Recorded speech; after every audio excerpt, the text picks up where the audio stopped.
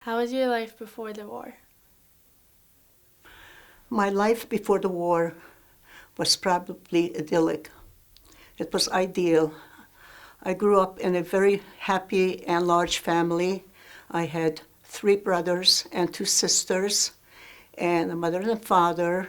And my father was a wholesaler and grocery wholesaler, and we had a very comfortable life. I loved school. I excelled in school. I had many friends. Um, I had a couple of very close friends. And the best of all was that the summers I spent on my grandfather's farm, and I lived with my aunt, and I was both a city girl and I was also a country girl because I had both. So I had a very, very good childhood. Why was your brother forced to work in a slave battalion? Well, Jews were not part of the army, and but they still wanted to use them. So what they did was they had this work battalion, and actually what they did was they went ahead of the regular army, and they're the ones who prepared the trenches and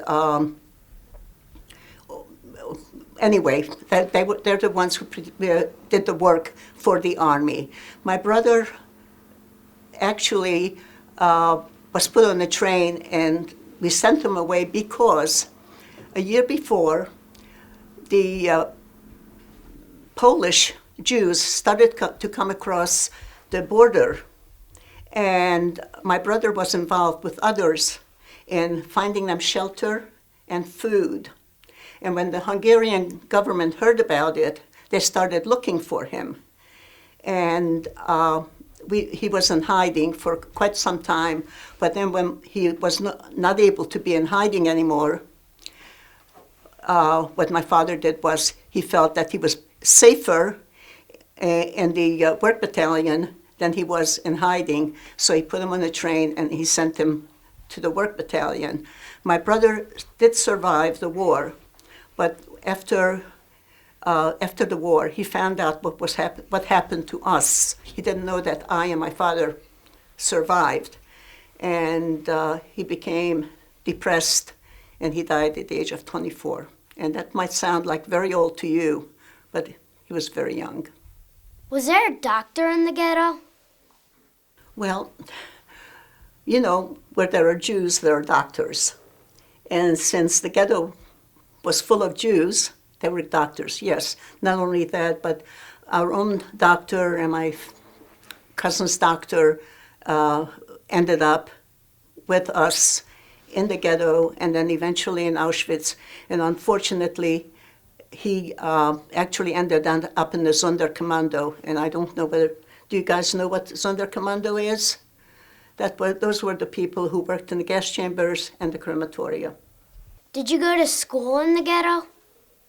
No, in the ghetto, and our ghetto didn't last very long. It only lasted a couple of weeks.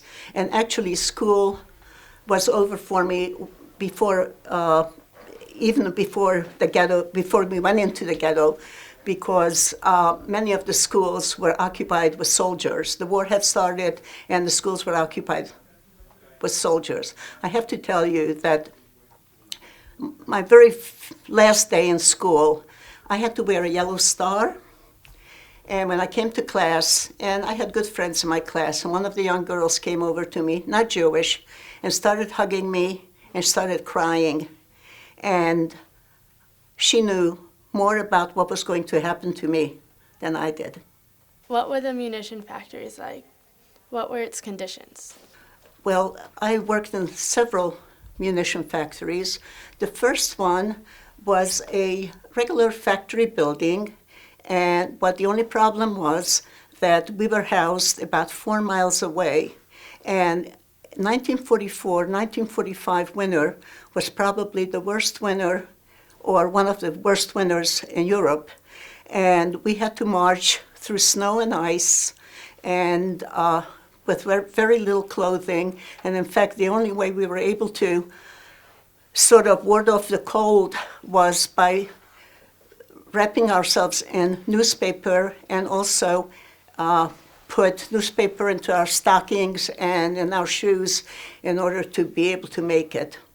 The conditions within the factory were, well, like a normal factory. The only thing is that we work shifts, so it all depended on what shift you were, whether you were on the night shift or the day shift, and that's what you did. What kind of work were you forced to do? In the munition factories, mostly they were tubes for communication, like for airplanes, and those were the years when you did tubes. Of course, now you have transistors, but we worked on those, and as I said, I've worked in one factory. Another factory that I worked in was full of airplanes. And when you came to that factory, it didn't even look like a factory. The factory was within a big mountain. And if you passed by there, you had no idea what was going on there.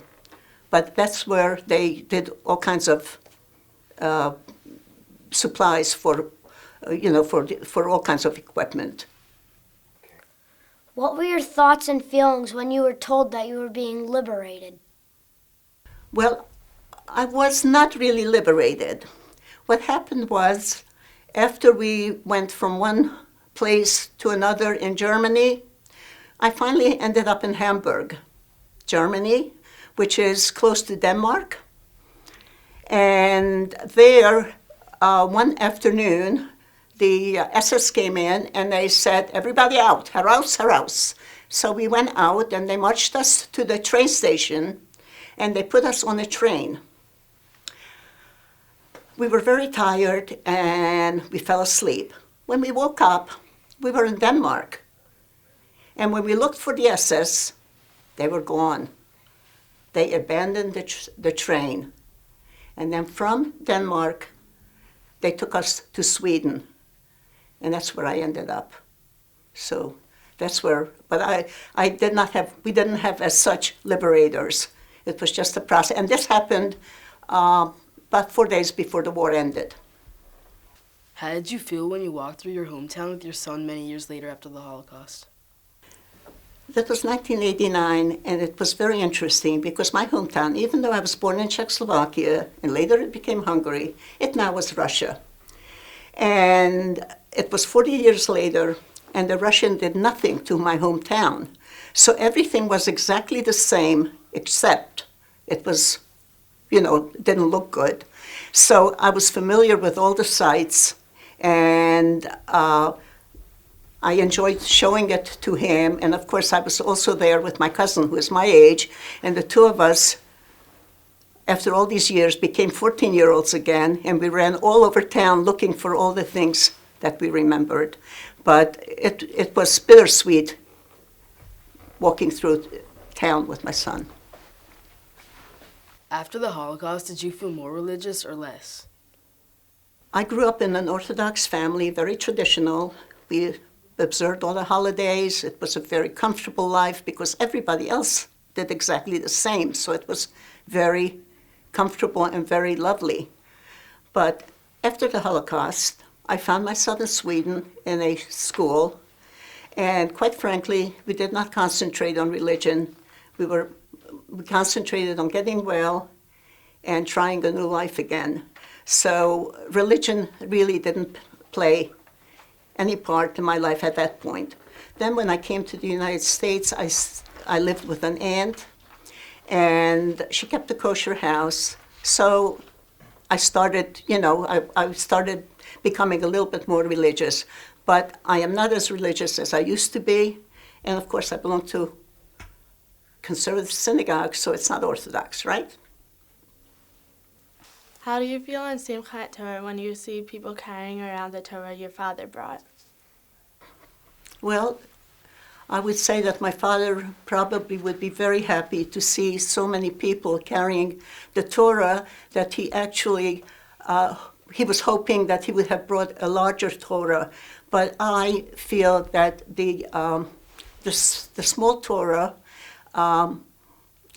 enables younger people to carry it also, and I feel very proud that they honor my family. All my family's names are on the Torah. Is there anything in your present day life that occurs that reminds you of your life before the Holocaust? Well, unfortunately, there are too many things nowadays that are happening all over the world. And, you know, like genocide in Darfur and Rwanda and many other places. So anytime I hear those stories, I get very, very upset.